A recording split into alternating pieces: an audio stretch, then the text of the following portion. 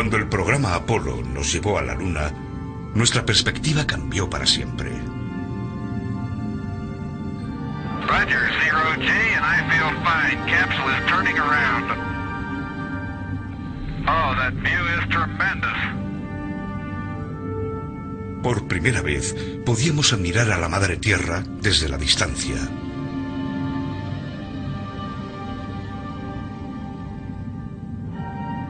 Esta imagen hizo que fuéramos conscientes de que nuestro planeta azul constituye una parte única del espacio cósmico.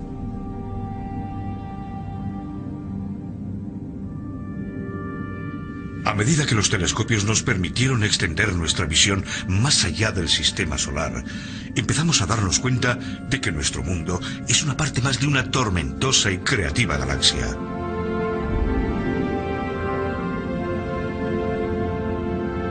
Una nueva perspectiva está emergiendo. La galaxia afecta al clima de nuestro planeta de una forma que solo ahora estamos empezando a comprender.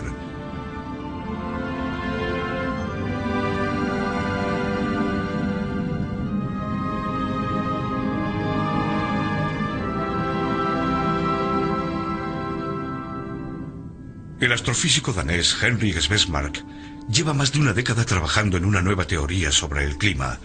Una teoría que cambiará nuestra percepción del cambio climático.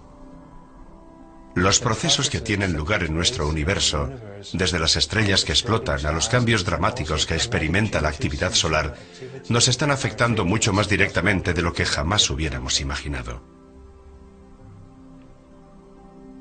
Svesmark lleva años intentando hacerse oír por una comunidad científica que se resiste a aceptar la idea de que el actual cambio climático podría obedecer a causas naturales. Lo cierto es que las nubes y el vapor de agua son las mayores causantes del efecto invernadero que sufre el clima terrestre. El secreto del clima de la Tierra se oculta en las nubes que cubren nuestros cielos. Ahora todo el mundo habla del CO2, pero las nubes son un factor de suma importancia en el cambio climático.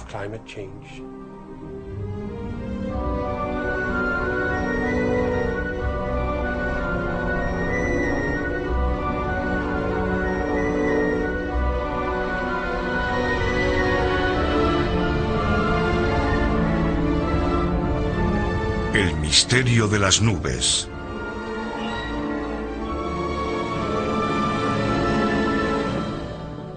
Sin las nubes, el clima de la Tierra sería completamente diferente, y bastarían unos pequeños cambios en la capa de nubes que cubre la Tierra para que cambiara nuestro clima. Por eso entender el comportamiento de las nubes tiene una importancia capital. La simple idea de que los procesos que se producen en el espacio no responden únicamente a los procesos que se producen en la Tierra resulta en sí misma fascinante.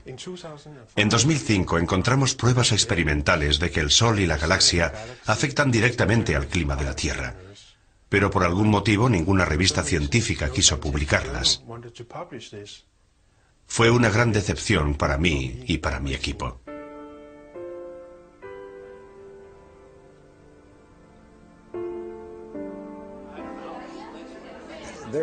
Hay un problema que siempre nos ha acompañado. La ciencia raramente recibe de buen grado las nuevas ideas, sobre todo cuando es un joven casi desconocido quien propone un punto de vista radicalmente distinto al vigente. Esa persona puede tener muchos problemas para publicar sus teorías. Yo considero que en vez de pensar que las nubes son el resultado del clima, deberíamos pensar justo lo contrario. El clima es el resultado de los cambios que experimentan las nubes.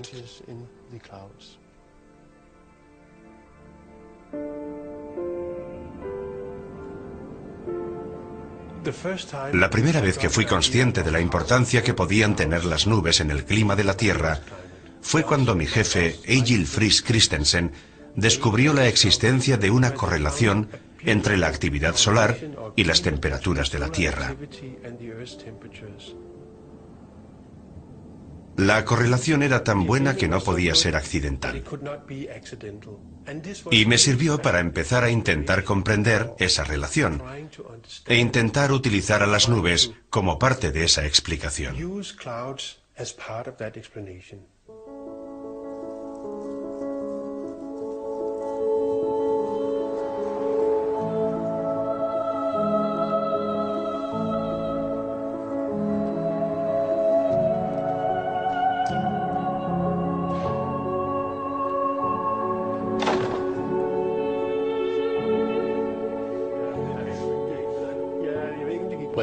Nosotros publicamos nuestra teoría en 1991, en un momento en el que todo el mundo creía que el calentamiento que se había producido a lo largo del siglo respondía principalmente al aumento del dióxido de carbono y los gases de efecto invernadero producidos por el hombre.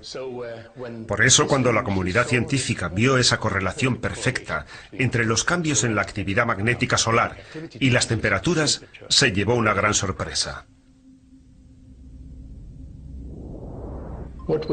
Comprobamos que cuando aumentaba la actividad magnética en el Sol, también aumentaban las temperaturas en la Tierra.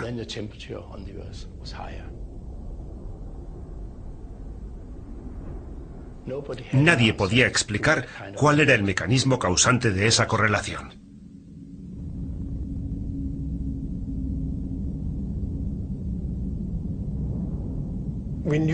Sabíamos que de alguna forma la actividad magnética del Sol tenía que influir en el clima de la Tierra, directa o indirectamente. Pero lo que constituía un verdadero misterio científico era cómo se producía esa influencia. Hasta que un día alguien entró en mi despacho y mencionó los rayos cósmicos. Cuando oí rayos cósmicos, pensé inmediatamente en un experimento que había realizado en el instituto, en lo que nosotros llamábamos la cámara de niebla.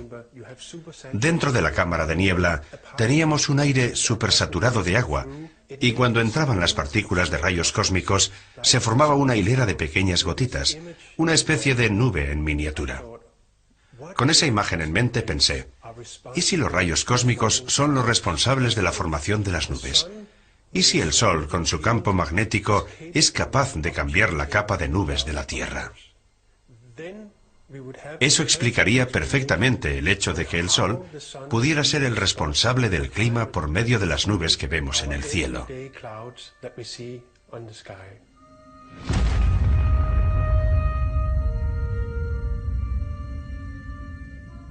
Los rayos cósmicos no pueden verse ni sentirse, pero se liberan cada vez que mueren las estrellas en la explosión de una supernova.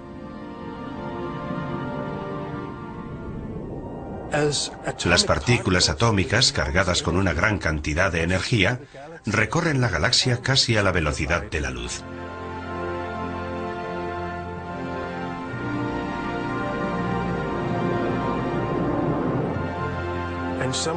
Y algunas de ellas bombardean la Tierra.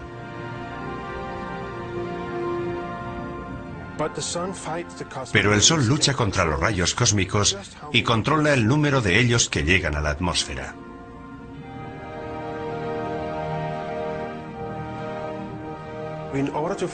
Empecé a buscar información para saber si los rayos cósmicos afectaban a las nubes.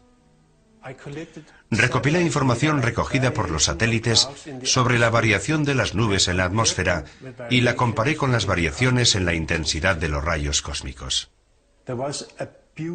Y descubrí una correlación muy clara que me sorprendió muchísimo.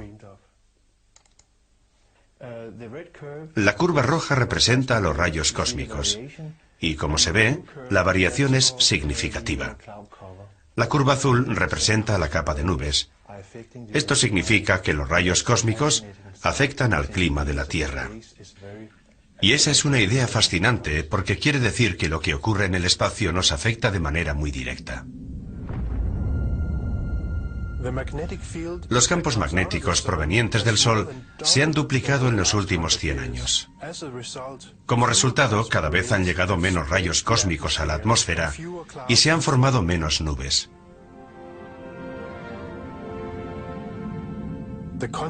La consecuencia ha sido el calentamiento de la Tierra.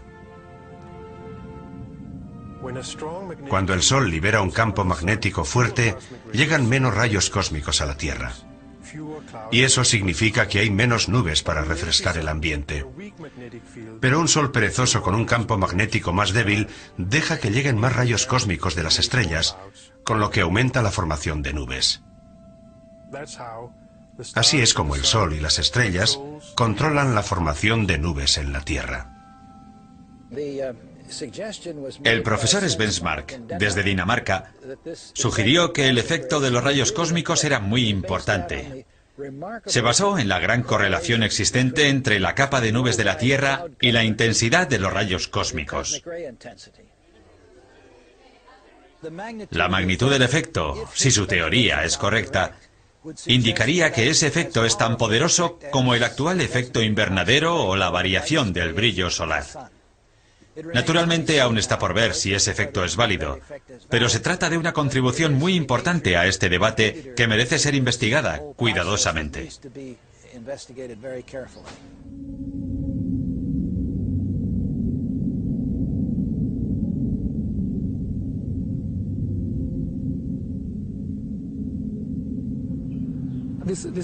La idea de que los rayos cósmicos afectan a la formación de las nubes presenta un enorme interés.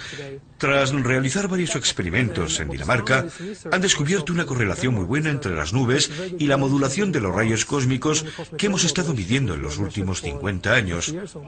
Esto demuestra que el campo magnético del Sol tiene mucha importancia en nuestro clima.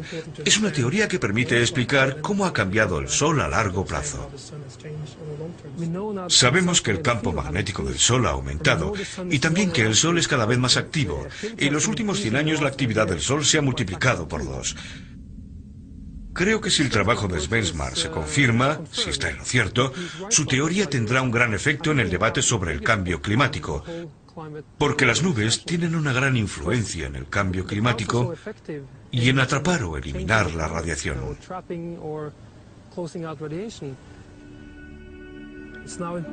Es importante seguir investigando para entender ese mecanismo.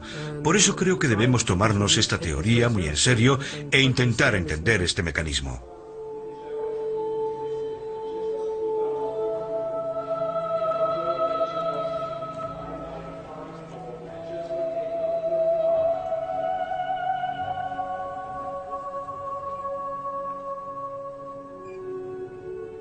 Presentamos nuestros resultados en Birmingham en 1996. Naturalmente estábamos deseosos de presentar nuestros resultados, pero nos sorprendió recibir una respuesta tan negativa. Porque lo único que habíamos hecho era presentar unos resultados científicos que demostraban que el Sol, a través de las nubes, podía tener una gran importancia en el clima.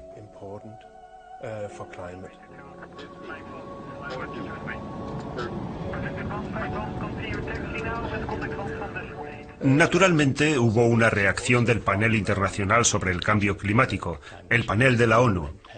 Bert Bolin, que era el presidente científico en ese momento, declaró que era irresponsable por nuestra parte decir que cualquier otra causa distinta al CO2 pudiera tener influencia en el cambio climático.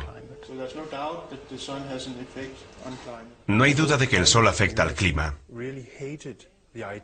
pero la comunidad científica se negaba a aceptar la idea de que el Sol pudiera tener un gran impacto en el clima.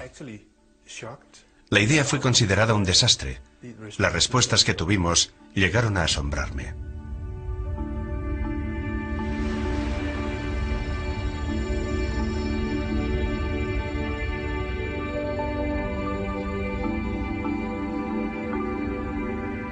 Durante los últimos 25 años, el CO2 ha sido la teoría dominante a la hora de intentar explicar el cambio climático.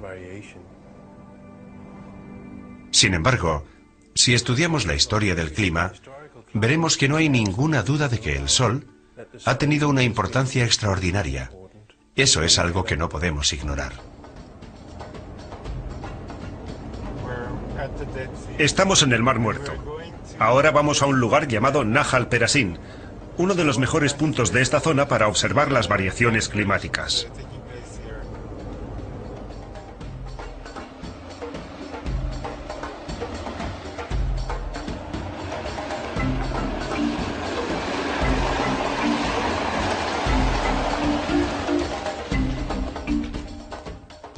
La gente piensa que el Sol es una bola de gas que se mantiene siempre constante e inactivo, pero eso es falso.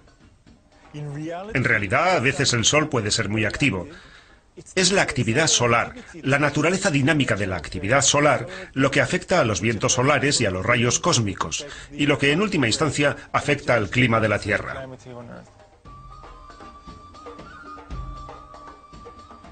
Las variaciones del clima de las últimas décadas, centurias o milenios pueden reconstruirse en muchas partes del mundo.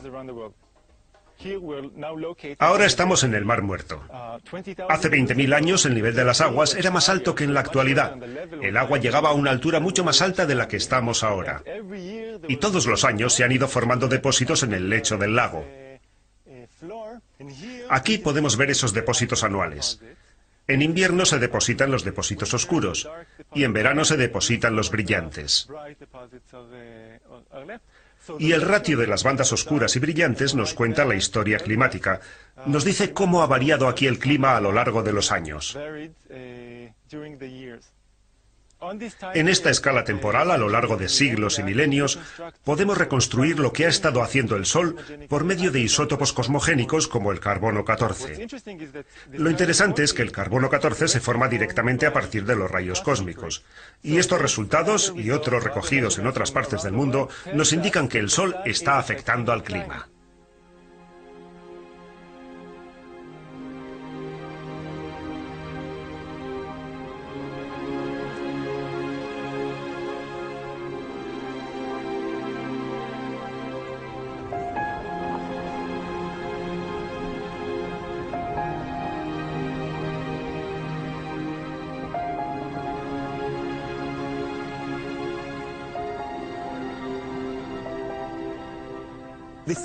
Esta relación entre la actividad solar y el clima de la Tierra no es una mera hipótesis. Se ha comprobado que cuando el Sol era más activo, en la Tierra hacía más calor y viceversa.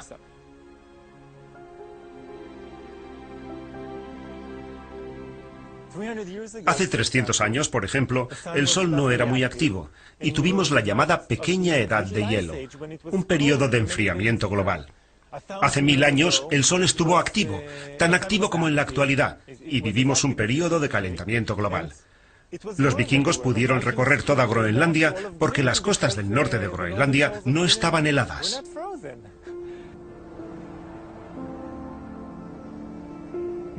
Hoy en día la mayoría de la gente piensa que el clima cambia por culpa del CO2, pero no es cierto. El principal culpable del calentamiento de la Tierra durante el siglo XX es el Sol.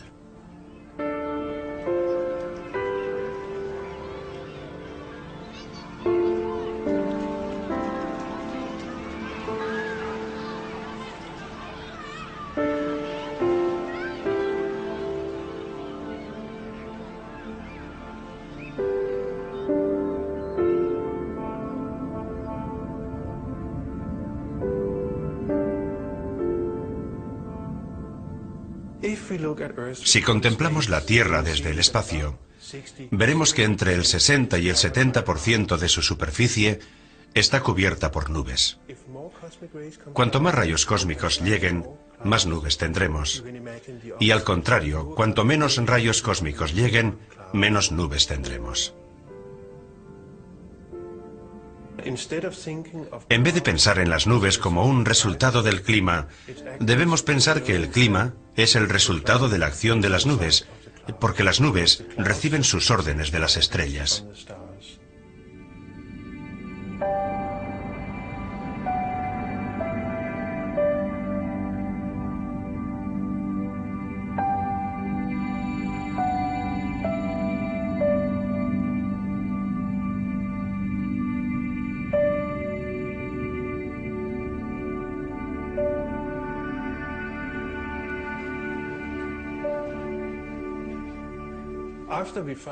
Tras encontrar el vínculo entre los rayos cósmicos y las nubes, necesitábamos descubrir qué clase de nubes eran las que más influían en el clima.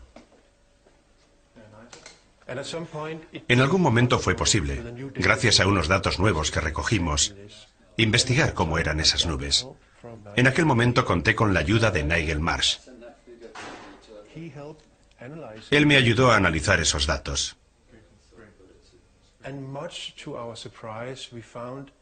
Y para nuestra sorpresa, descubrimos que el vínculo se establece a través de las nubes bajas. Parece ser que los rayos cósmicos cambian a las nubes bajas. Muy bien, luego hablamos, sí. Adiós. Y esa era una noticia muy buena para nuestra teoría.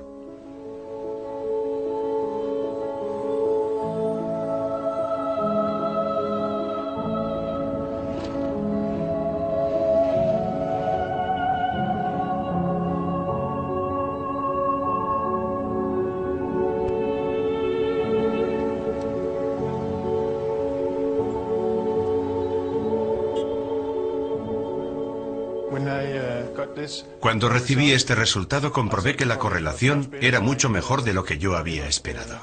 Si disminuye la cantidad de nubes bajas, la superficie de la Tierra se calentará más. En concreto, este nuevo trabajo demuestra que solo cambian las nubes bajas, lo cual resulta muy interesante. Lo que aún falta por poder explicar es el funcionamiento de ese mecanismo, y creo que es muy importante intentar investigar su funcionamiento.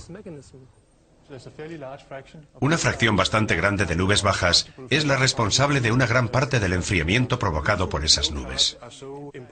El motivo por el que las nubes bajas son tan importantes es porque reflejan gran parte de la luz del sol en el espacio. Es algo que resulta evidente cada vez que viajamos en avión. Desde la ventanilla vemos toda esa capa de nubes sobre los océanos.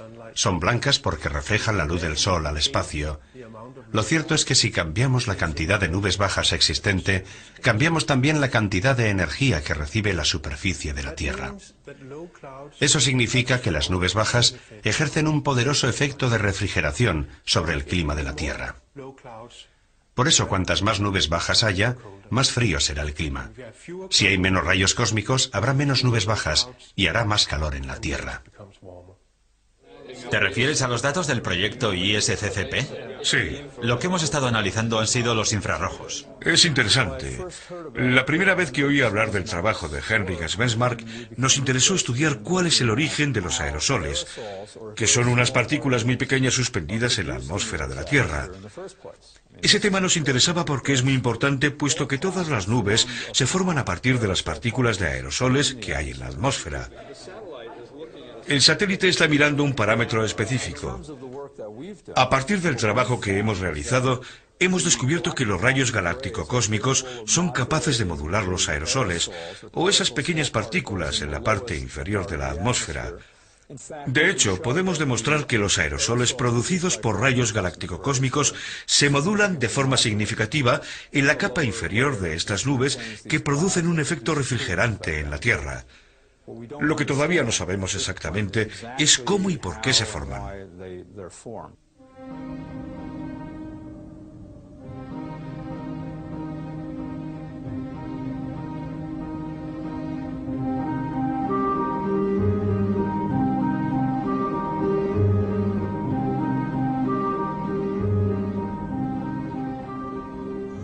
Inicialmente todas las gotas de una nube se forman en el aire a partir de una partícula. Por eso, es absolutamente crucial entender de dónde llegan esas partículas y cuáles son sus propiedades. De lo contrario, jamás llegaremos a entender el comportamiento de las nubes. Ahí es donde puede tener importancia la función de los rayos cósmicos. ¿Qué es lo que hacen los rayos cósmicos cuando entran en la atmósfera de la Tierra? Producen pequeños iones. Y creemos que esos pequeños iones ayudan a la formación de esas pequeñas partículas o aerosoles en la atmósfera de la Tierra.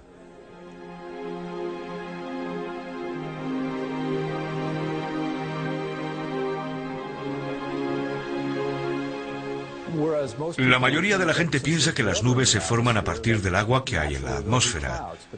Pero eso no es cierto. La única forma en la que pueden formarse las nubes en la atmósfera, en nuestra atmósfera, en condiciones normales, es condensándose en una partícula de aerosol preexistente en el aire. Todas las gotas de las nubes que se forman en el aire se forman a partir de una partícula. Todas las nubes se forman a partir de estos aerosoles.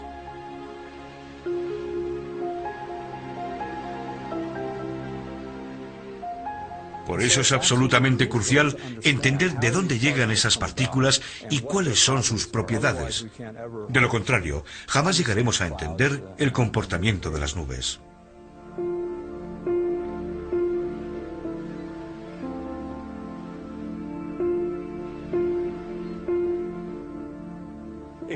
En ciencia no basta con tener una buena teoría. También es imprescindible realizar los experimentos necesarios para apoyar esas ideas. Yo estaba decidido a hacer un experimento para demostrar la existencia de una conexión entre los rayos cósmicos, la formación de los aerosoles y las nubes.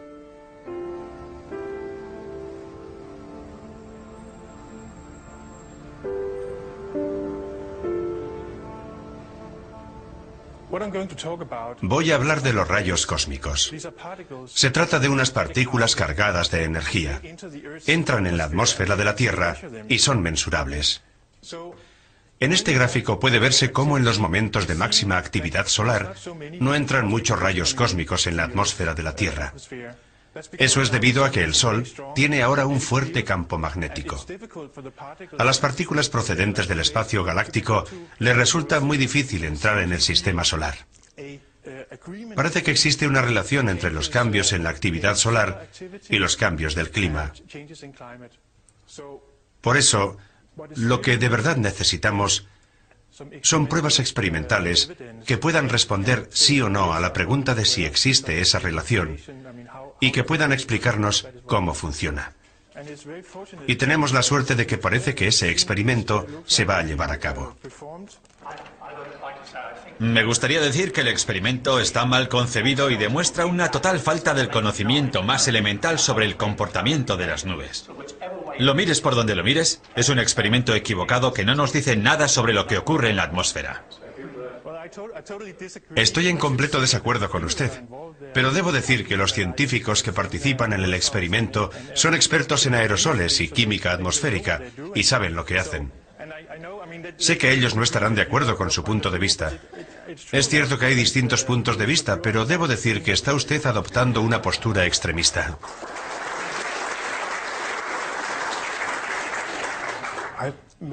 En muchas de mis conferencias me encuentro con personas que se enfurecen al oírme exponer mis ideas y que me dicen que lo que estoy haciendo es una completa pérdida de tiempo. ¿Ha leído usted mi libro? Bueno, lo conozco. Entonces no debería discutir conmigo sobre la física de las nubes. No, todo este asunto es un completo error. Hasta ahora nadie me ha expresado una idea válida desde el punto de vista científico que me haga pensar que exista un problema científico que no merezca la pena intentar resolver. ¿Qué sentido tiene hacer ese experimento? Se han escrito varios artículos sobre el origen de los núcleos de condensación de nubes, sobre el origen de su formación. Eso ya lo sabemos. No, según esos científicos no lo sabemos. Dios mío, deberían estar mejor informados. Yo tenía una teoría y decidí que deberíamos hacer un experimento en Copenhague que sirviera para demostrar si mi idea era válida o no. Por desgracia, el experimento resultó ser mucho más complicado de lo que pensaba. Empecé este proyecto sin ningún tipo de financiación y seguí con él pensando que, de alguna forma, en algún momento, conseguiríamos el dinero. La construcción del laboratorio, la preparación del experimento, recaudar el dinero, todo eso nos llevó 4 años. El objetivo de este experimento es investigar qué papel desempeñan los rayos cósmicos.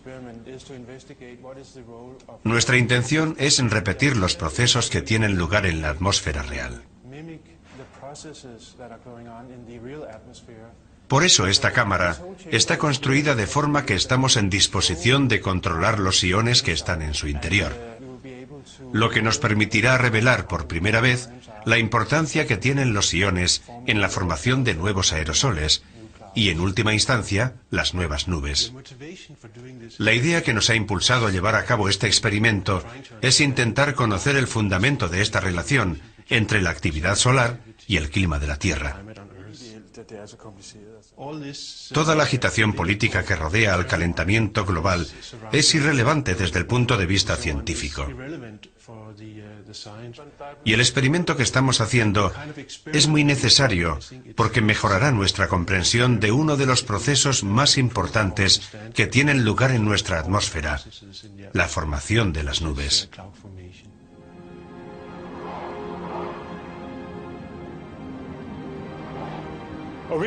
Este asunto empezó a interesarme cuando un colega alemán me preguntó cuáles eran los efectos de las supernovas en la vida sobre la Tierra, y decidí darle una respuesta meditada. Leí lo que se había escrito al respecto y me encontré con los resultados publicados por Henrik Svesmak sobre los rayos cósmicos y la capa de nubes.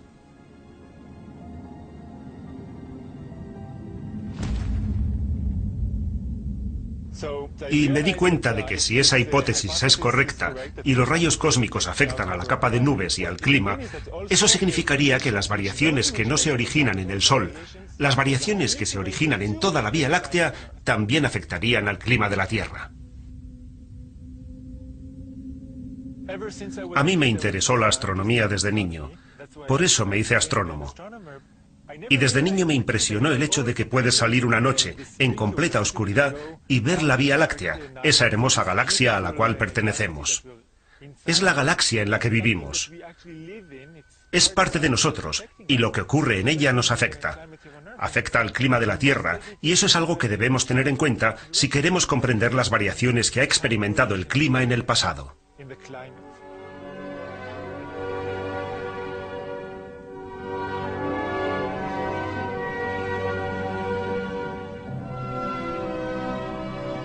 Lo verdaderamente fascinante es que la Vía Láctea, que es algo que parece que está muy lejos de nosotros, no está tan lejos, somos parte de ella, y el elemento que nos vincula con la Vía Láctea son los rayos cósmicos. El sistema solar entra y sale de los brazos espirales, y los brazos espirales son las regiones donde están las estrellas nuevas. Las estrellas nuevas son también algunas de las estrellas pesadas que viven muy poco y explotan en supernovas.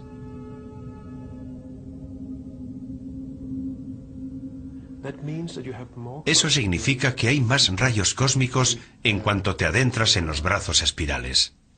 Si contemplamos la Vía Láctea desde arriba, veremos 4 brazos espirales. Y eso es debido a que la Vía Láctea es una galaxia con brazos espirales. Por eso tenemos 4 brazos espirales. Nosotros estamos localizados aquí, en un pequeño brazo. Nosotros rotamos alrededor del Sol una vez al año, pero el sistema solar rota alrededor de la Vía Láctea una vez cada 250 millones de años. Esa es la duración de un año galáctico.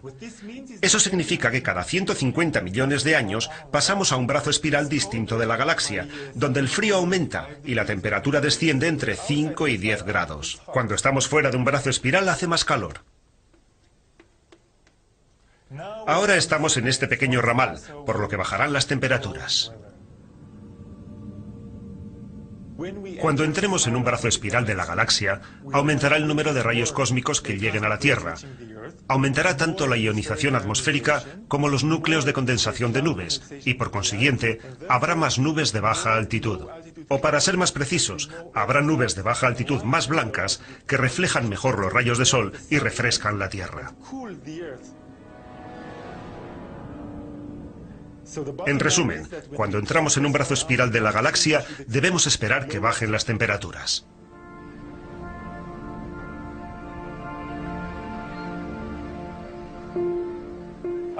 Hace 100 millones de años estos acantilados formaban parte del lecho de un océano de aguas calientes.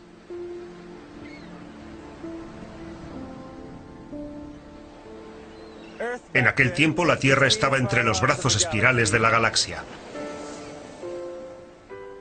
En la Tierra hacía mucho más calor. Los dinosaurios tomaban el sol en Alaska y la Antártida.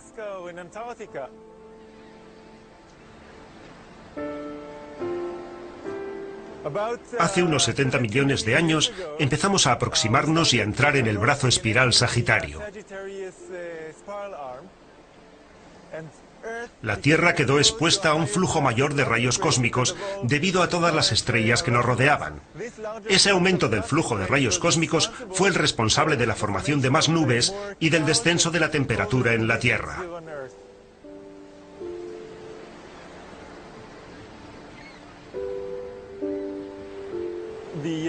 Las capas de hielo que se formaron debido al descenso de las temperaturas sacaron a los acantilados del agua como si fueran excavadoras y modificaron el paisaje.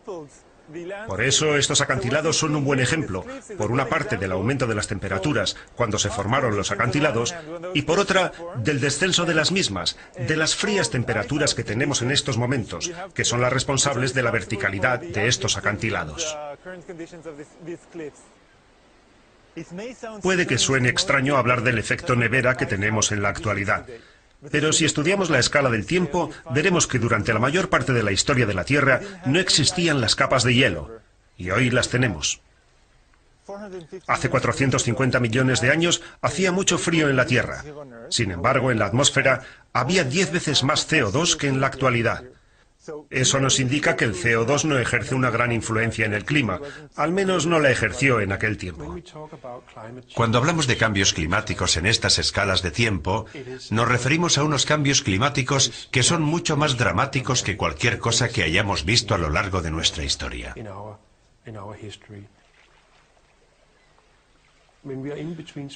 Cuando estamos entre los brazos espirales, parece que estamos en un período de calor, llamado invernadero, en el que se derrite la mayor parte del hielo de la Tierra. El hielo simplemente desaparece.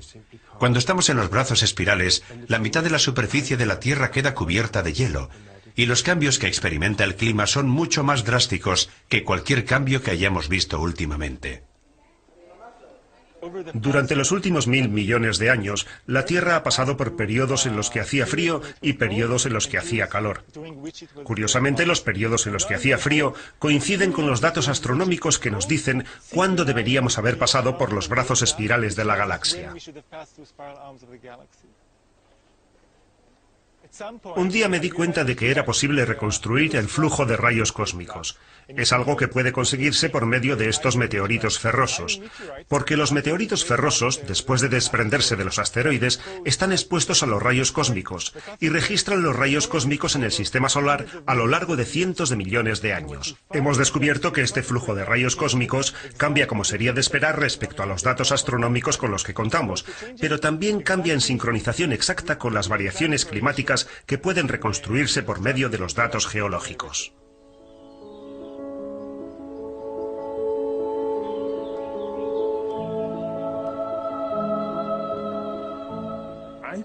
Me he pasado casi toda la vida trabajando en temas relacionados con el medio ambiente.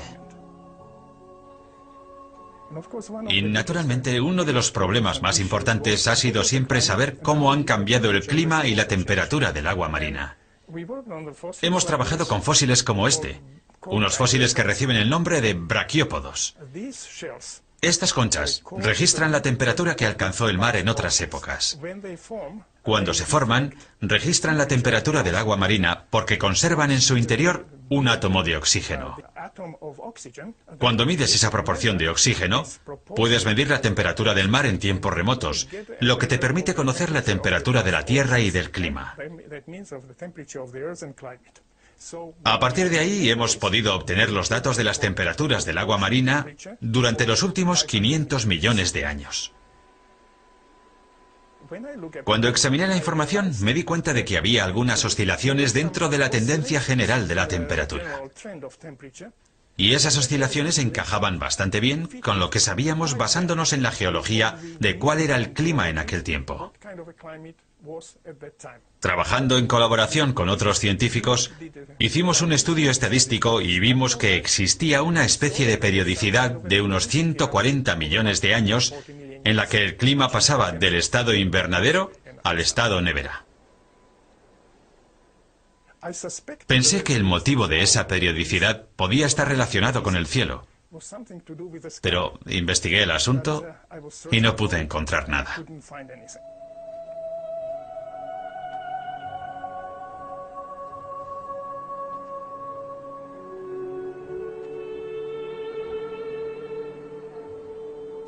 Así que abandoné la investigación porque no encontré ninguna explicación. Jan Weiser reconstruyó la temperatura utilizando registros geoquímicos.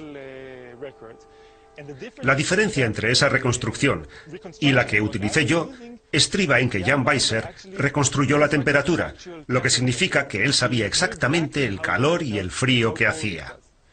Por eso le mandé un email. Una tarde estaba en mi despacho trabajando. De pronto recibí un email. Era de Nir Shabib, y en él me decía que podía tener una explicación para mí. Me dijo que estaba trabajando en una variabilidad de los rayos cósmicos con unos intervalos de tiempo más o menos similares a los míos, y que la variabilidad en la cantidad de rayos cósmicos que llegó a la Tierra a lo largo de ese intervalo de tiempo era más o menos similar a las variaciones registradas por los átomos de oxígeno y por el clima que habíamos observado nosotros. Después de trabajar en colaboración con Jan Weiser, conseguimos obtener una reconstrucción de las temperaturas. Y lo que nos indicaba esa reconstrucción es que la temperatura de la Tierra había bajado entre 5 y 10 grados cuando estábamos dentro de los brazos espirales de la galaxia. Nadie había descubierto nada parecido antes, y nosotros nos quedamos asombrados, porque eso significaba que los rayos cósmicos son el elemento que más afecta al clima de la Tierra, al menos en una escala de tiempo geológica, y la única explicación válida para ese supuesto es la teoría de Schwarzschild sobre la capa de nubes. Este es el resultado que obtenemos cuando comparamos los registros geológicos con los registros astronómicos. Como vemos, los dos códigos de barras nos dan como resultado el mismo producto. La línea negra es la reconstrucción geológica de la temperatura de la Tierra obtenida utilizando los registros geoquímicos de Jan Weiser. La línea roja representa las variaciones en el flujo de rayos cósmicos. Si superponemos las dos líneas, vemos que la correlación es muy buena. Estadísticamente es muy significativo, aunque no siempre hay que creer en las estadísticas. Por ahora nos basta saber que la correlación existe. Se ha dicho muchas veces que el Sol no es el responsable del calentamiento que hemos experimentado en los últimos 20, 40 años. Sin embargo, si analizamos los registros obtenidos del océano, veremos que existe una correlación muy buena entre temperatura y actividad solar. Lo que vemos aquí es la temperatura del océano hasta una profundidad de 50 metros. Pero si comparamos la correlación general con la oscilación de la curva roja, vemos que es también muy buena. Y la curva roja representa los rayos cósmicos. Representa la variación de los rayos cósmicos a lo largo de este periodo. Esto significa que incluso hoy el Sol domina la evolución de las temperaturas. La ha dominado en el pasado, la domina en la actualidad y la dominará en el futuro. El experimento que está teniendo lugar en Copenhague es crucial, porque si tiene éxito, arrojará mucha luz sobre el origen físico del vínculo entre los rayos cósmicos y el clima. Esa será la última pieza del rompecabezas que nos dará una imagen completa. La formación efectiva de los aerosoles se corresponde con más o menos precisión con lo que ocurre en los océanos. El experimento no es una máquina que enciendes y te ofrece un resultado. Recibes muchísimos resultados y haces muchos experimentos e intentas ver si todo coincide con la interpretación que estás ofreciendo. Confío en que los resultados de este experimento nos permitan saber exactamente cómo afecta el Sol al clima, cómo modula los rayos cósmicos que llegan a la Tierra, cómo los rayos cósmicos controlan el nivel de la ionización y cómo la ionización controla el clima, probablemente por medio de la formación de la capa de nubes.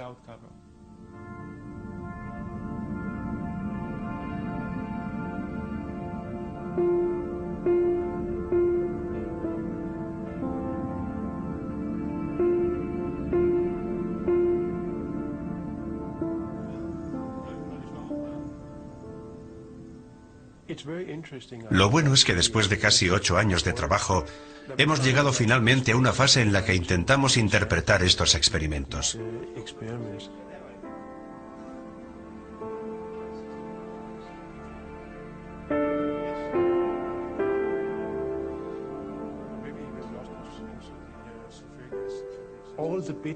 Hemos tardado casi un año en reunir todas las piezas de información. Así que no se trata de que te levantes un día y digas, ¡Eureka! Ya tengo los resultados. No es eso. Hay que trabajar mucho.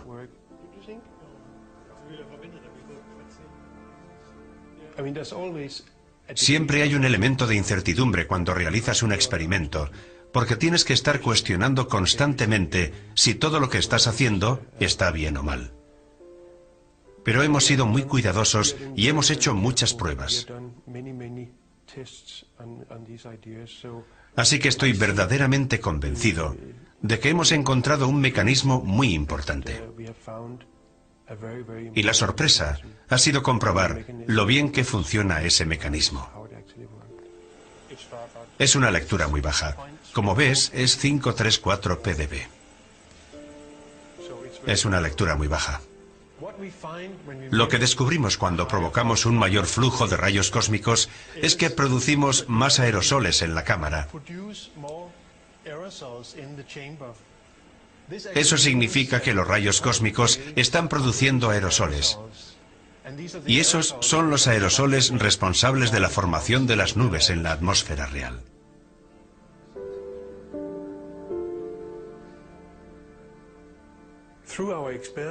A través de nuestros experimentos hemos encontrado una explicación para la química atmosférica que creemos es la responsable de la formación de nuevos aerosoles y por consiguiente de las nubes de la atmósfera terrestre.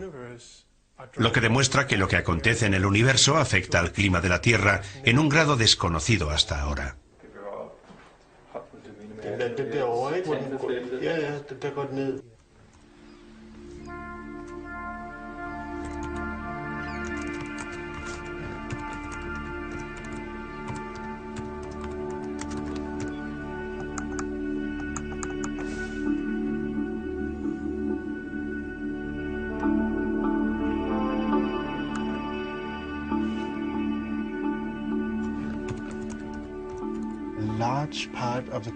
Gran parte de las nubes que vemos en el cielo son el resultado de este proceso que hemos investigado por medio de experimentos. Pero naturalmente ahora tenemos que ver cómo reaccionan otros colegas a nuestros descubrimientos. Y será muy interesante ver cómo reciben nuestro trabajo. Pero creo que hemos realizado una labor muy buena. Y estoy muy satisfecho de la forma en que ha trabajado todo el mundo en este proyecto. Esto es la culminación de muchos años de trabajo. Un gran momento.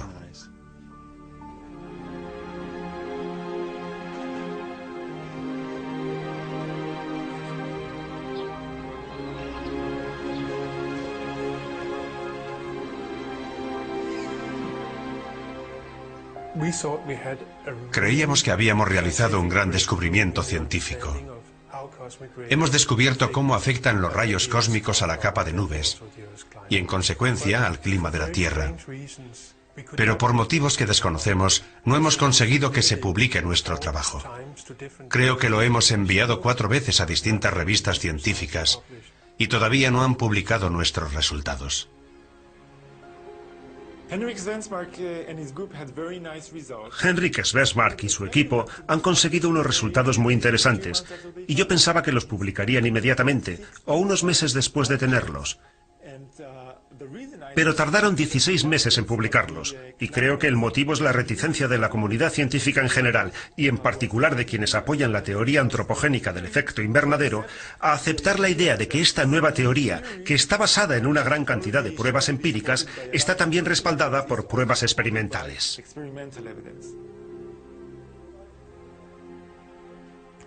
Lo más frustrante de este rechazo ha sido que nadie ha dicho que lo que hemos hecho fuera erróneo. Nos decían cosas como, no es interesante, o es demasiado largo. No ha existido una verdadera crítica a nuestra teoría. Por eso el rechazo ha sido todavía más frustrante. A veces los directores de las revistas científicas son increíblemente ingenuos con este tipo de cosas. Creo que deberían estudiar mejor los trabajos que reciben. Y cuando reciben un informe negativo sin ningún tipo de base real, deberían exigir que una tercera parte expusiera una crítica razonada. Esto nos indica que el calentamiento global se ha convertido en un asunto político y que hay miedo a que una teoría pueda ser políticamente incorrecta. En Estados Unidos tenemos casos de investigaciones muy fundadas sobre el cambio climático que no se publican porque alguien ha decidido que las cosas no son así y que no se pueden publicar esas teorías.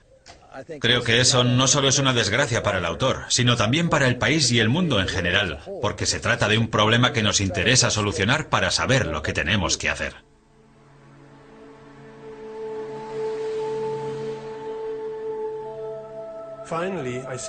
Finalmente, después de pasarnos más de un año esperando, nuestro trabajo se publicó en la Royal Society.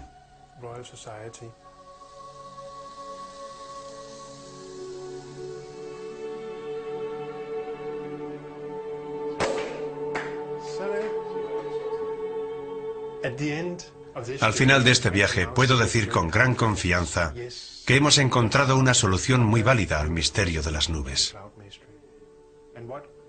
Y lo que sigue constituyendo un misterio es cuándo entenderá el resto de la comunidad científica que son factores externos más poderosos que los humanos los que controlan el clima. El Sol afecta al clima de la Tierra. La Vía Láctea afecta al clima de la Tierra. Y si queremos entender lo que está pasando, deberíamos tener en cuenta esos factores. Lo importante es saber que en vez de vivir en un planeta aislado, formamos parte de un ecosistema galáctico. Estamos siendo testigos de lo que está ocurriendo a nuestro alrededor.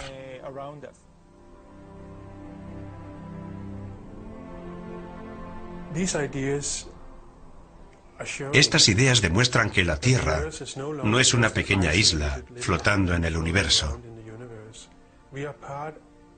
Formamos parte del gran universo y los procesos que se producen en él, tales como la formación de las estrellas, las grandes escalas temporales o los cambios en la actividad solar, afectarán al clima de la Tierra.